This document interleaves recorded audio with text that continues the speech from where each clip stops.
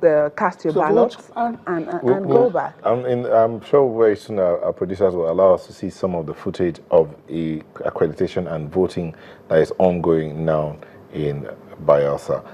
But let's come back to that issue of the electorate and the processes.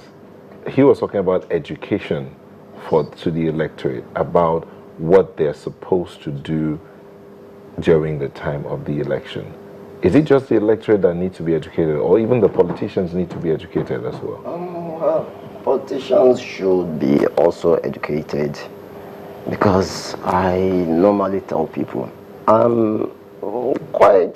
for some time I've been involved, monitoring activities of politicians, and at the same time, I was born by a politician. I have. So you have political blood. That is it. It's in the blood. And one thing is that what we normally tell people, especially, I remember vividly around 1998, when I just want to bring some issues out.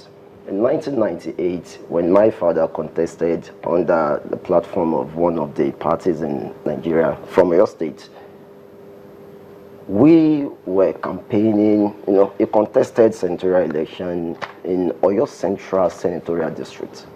While the campaign was going on, we were so sure that we were going to win, everything was going our way. That was in 1998.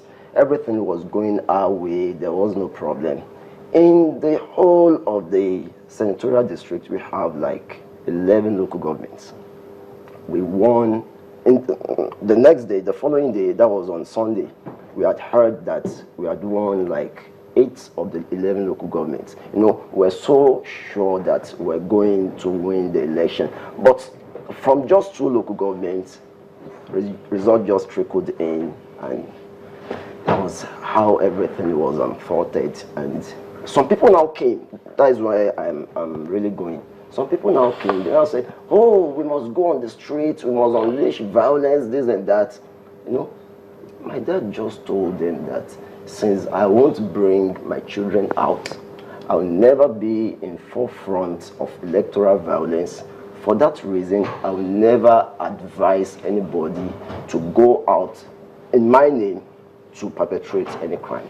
And from that, we went to the tribunal and everything became story. But where I'm really going to is that nobody's blood is worth shedding for the ambition of any politician.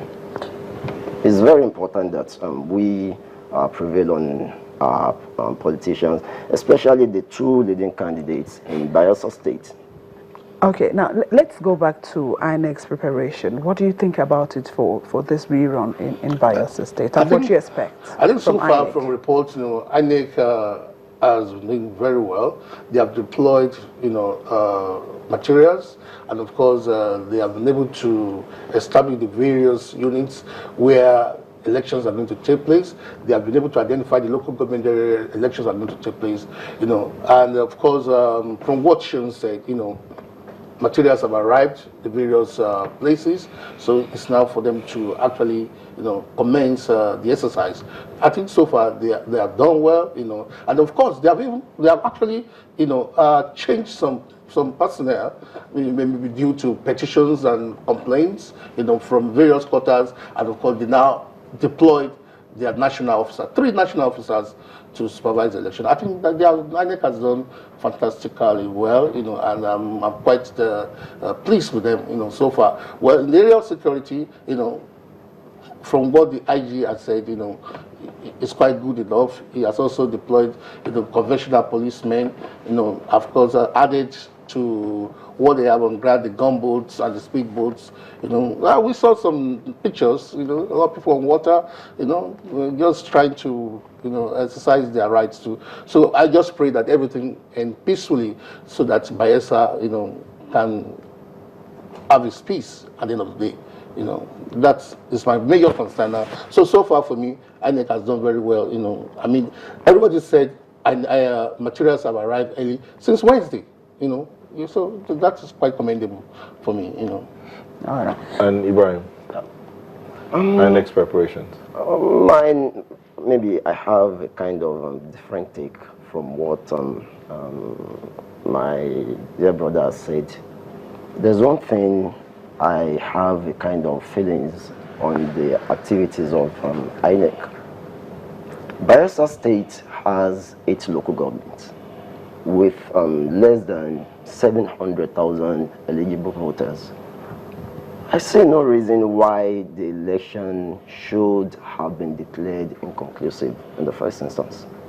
Because what I believe is that 8 local governments, Bayelsa is the least populated state in Nigeria, and apart from that, the terrain has been, let me say, fine. We have riverine areas over there, but at the same time, it shouldn't have been extended to this level, because even with all of the violence, what I'm saying, lives were threatened. Electoral. I'm coming. What I'm saying is this: all these things should have been put in place. You know, even in southern Ijaw local government that we are having the election today, it was even postponed till Sunday, so that all the security operatives will be deployed to the place.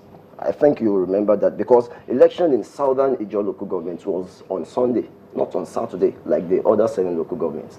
For that reason, I think this should, because where I'm really concerned is the issue of manpower wastage, the time of, in terms of time wastage, resources, money, cash, so many things that would have been wasted. But if we can conclude this election once and for all, I think Nigeria will be better for it. I think INEC wanted to, you know, but who will have stayed in a violent invested area? The violence in that area was so much. I think Sedake made a visit to somewhere, and you know there was gunshot all over the place. So, and you think as a voter, because an average Nigerian voter, you know, believes, hey, if they don't let me, then I'll go back. So why should I go and vote when I know there's danger out there? All right, gentlemen, just as we wind down now, we're almost out of time. There are those who are advocating that the laws, electoral laws, should be changed so that we can go back to, or have something like electronic voting, where I can sit down with my phone, I can sit down and just click and vote, and that's it. I don't have to gather. That would, they say it will save cost and all. But what's your take on that? I agree with you. You know, I think we are getting more sophisticated. You know, I mean, with telecoms, thriving in Nigeria, you know, I think we can do that. It's possible. You know, I think that we eschew violence, of course, and malpractices that have become the bane of our elections in Nigeria. So it's possible. You know, I support that. You know, Ibrahim. Yes, it's a very welcome idea if we can have that, but the issue is that it has to be gradual.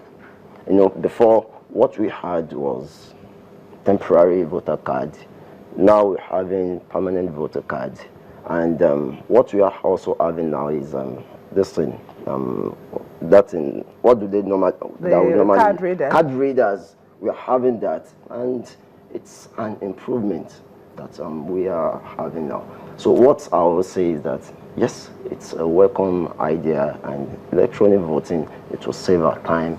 It will reduce risk of lives. Of terrain management. Yes. Okay, thank you so much. We're speaking to journalist Biodun Kupolui, who's a journalist, and Adejare Ibrahim, social commentator. We're looking at the elections in Bayelsa, Ijaw South to be precise. So we'll take a moment and be back. We're still talking politics. Don't go away.